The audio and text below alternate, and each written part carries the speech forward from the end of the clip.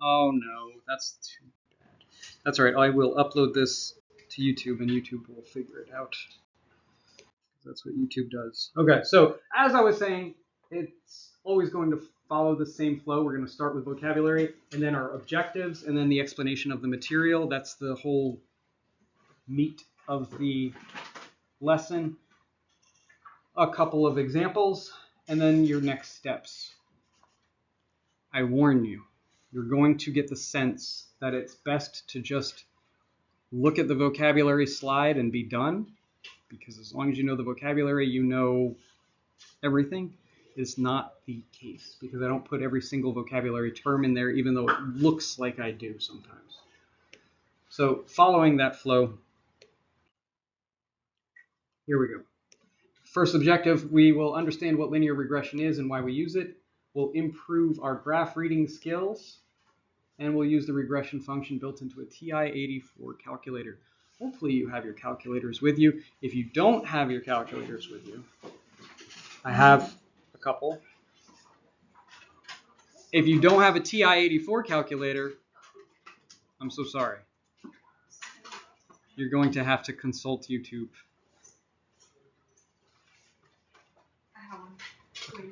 Is it TI-84? Yeah, you can go ahead. We'll get there, because this should be pretty quick. So to get to the objectives, we go to the fundamental knowledge. The fundamental knowledge, first thing we need to know to meet our objective is the steps associated with graphing data and obtaining a regression equation from a TI-84 calculator, and using the regression equation to determine a slope. Here we go, vocabulary. First, we have linear regression, which is a statistical technique used to model the relationship between two variables by fitting a linear equation to observed data. If you don't fully get that, that's okay. This is just your introductory vocabulary. You'll get the whole understanding as you go through, and especially when you practice this stuff.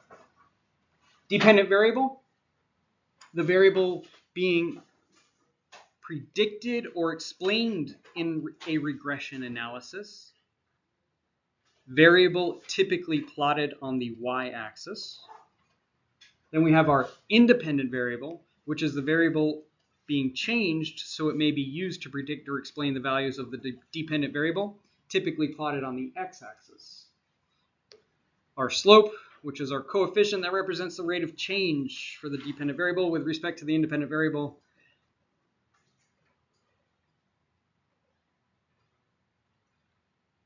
We refer to the slope with other words that are synonymous, like gradient, derivative, regression line. That is our slope. Tangent line. There's lots of ways to describe the same thing. The intercept is the value of the dependent variable when the independent variable is 0 in a linear regression equation. Oh, I forgot to. Why do we use linear regression? The whole point of linear regression is to find the best fitting line that represents a relationship between two variables. It's assuming a linear relationship.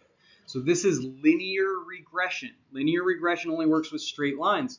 There's logistic regression, there's exponential regression. There's other types of regressions that will fit your data. That will be a curve fit for your data, if you remember that from any math.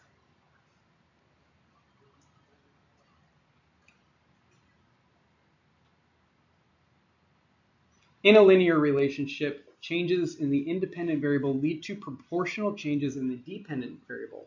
That does not mean that all linear relationships are proportional. It means that there's a proportion between the two types of variables. What I mean by that, look like this.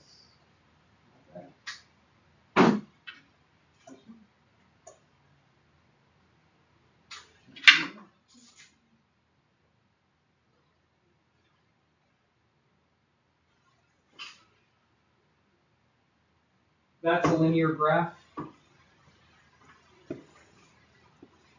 but it is not directly proportional. A linear graph is only directly proportional if it passes through the origin. That is the only time it is directly proportional. So that means this one increases by the same amount each and every time.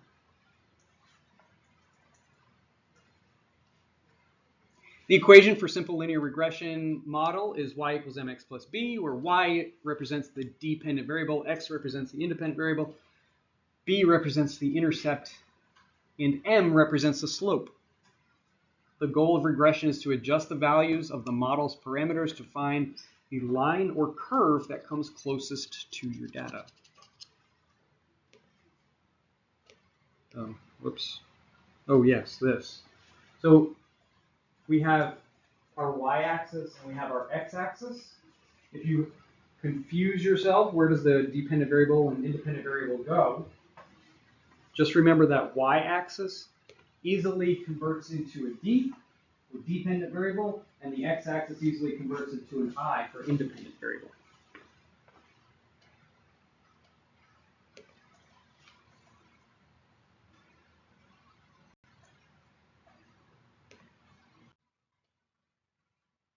In science, we use regression with one of three goals. We're either trying to fit a model of the data to get the best fit line, or compare fits of alternative models. If this is your goal, you pick a model carefully, pay attention to all the results, figure out is it a square root relationship, directly proportional relationship, linear, etc.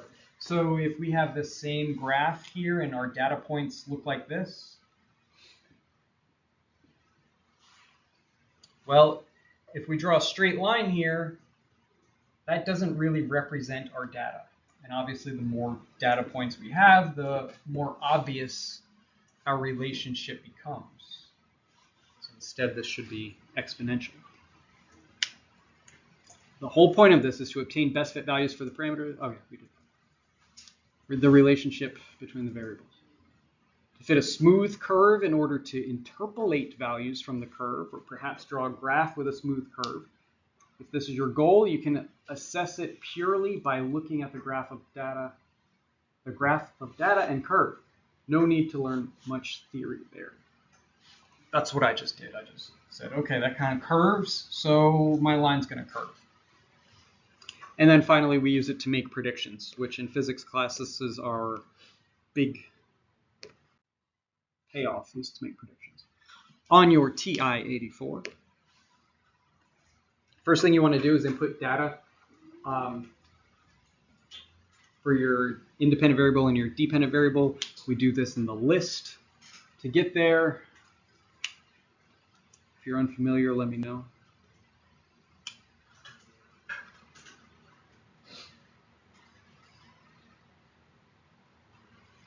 And you can go ahead and put in fake data. We'll get into an example.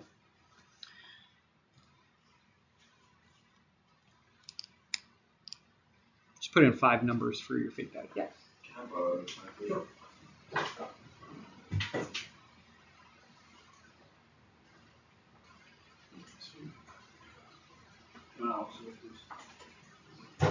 Sure.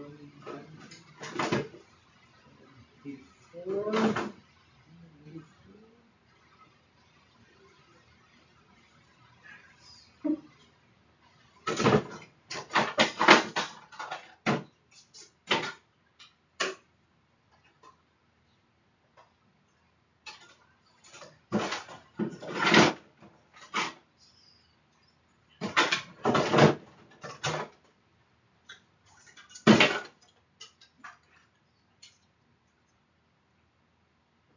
What else was it? Sorry, I've done. Oh, okay. Thank you. And your calculator's TI-84? Yes. So as long as you have done it before. So once you have your 5 numbers in your L1 and L2, then you can press the stat key, navigate to edit. That's what it looks like. Oh, that's where you're going to input your data. Sorry. And then press enter after each line. When you're finished entering your data, there we go.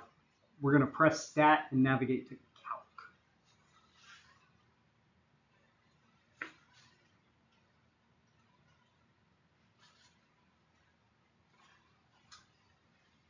Anybody having trouble?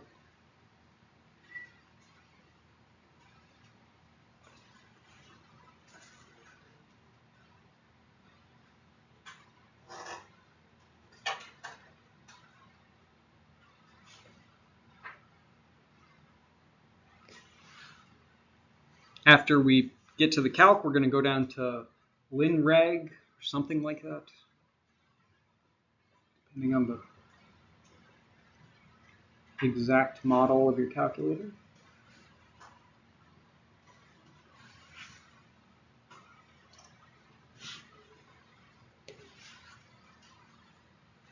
Remember that we used L1 and L2 for L1 is our independent variable and L2 is our dependent variable.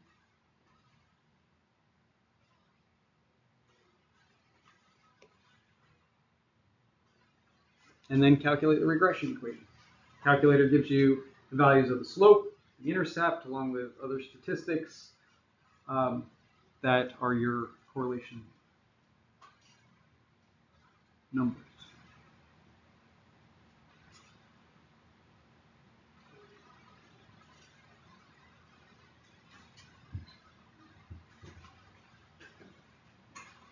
It's an error.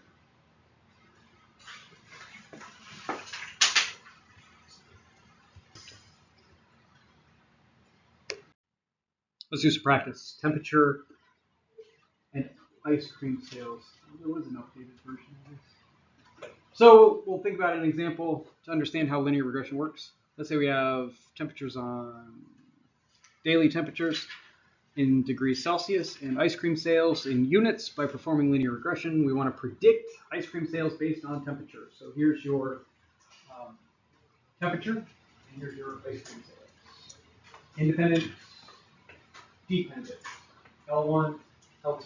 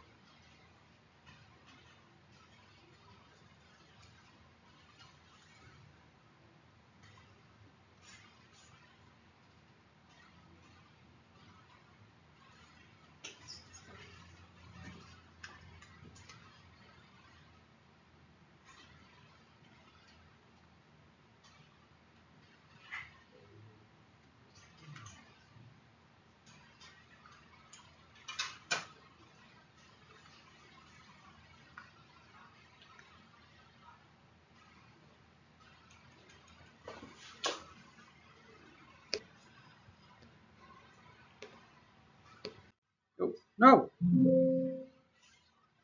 no. Yeah, good job. Number two, not temperature and ice cream sales. This is what happens with live TV. Unfortunately, it's not perfect. This time we're looking at exam scores based on the amount of time spent studying.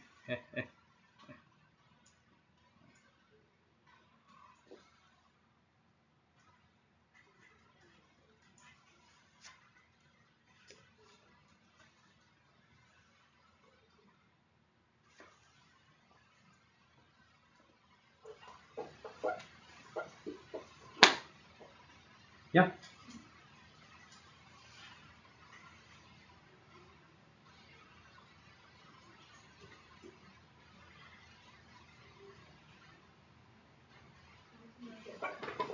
No?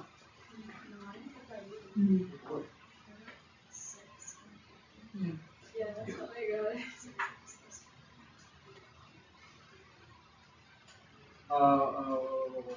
What did I do when I did this? You probably did 65. You probably added 65. That's pretty about 65. Right. Right. Yeah. Good. If you got the right answer or you got 6 and 50, you're good. You know how to do it. Care about the process, I don't care about the specific answers. which is a hard thing for you guys to grasp. Make sure I'm comfortable not getting the right answer, or not the same answer as me. Don't be uncomfortable. You're good. Good job. So whatever your slope is, that means that's how much your exam score went up per hour of studying.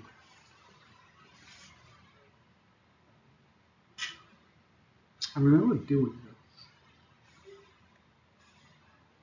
It was in the summer. And I don't remember, and I remember something fishy happening here, but it might be an outdated one. Good job. Finally, next steps, complete practice. For more practice, use the AI prompt. I'll try to give you an AI prompt at the end of each lesson so that way you can use AI for something other than that thing. It's powerful stuff, so I want you to get used to using it and get comfortable. Hopefully as we go on, my prompt developing skills will increase and your prompt developing skills will increase also.